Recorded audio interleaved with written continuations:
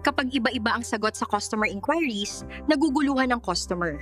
Kapag confused ang customer, nawawala ang tiwala sa negosyo. Sa totoo lang po, nangyayari ito sa maraming negosyo.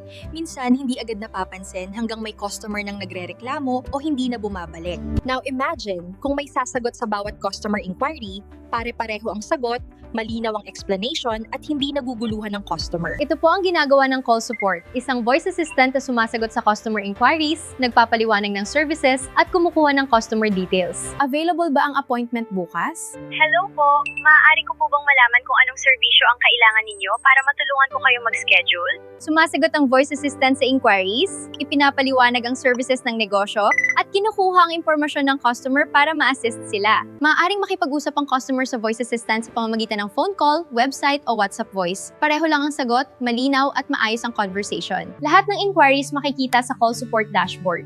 Dito makikita ang conversations, customer details, at mga inquiries na natanggap. Kung gusto ninyo pong makita kung paano ito gagana sa inyong negosyo, maaari ninyong subukan ang voice assistant ngayon o mag-schedule ng guided demo.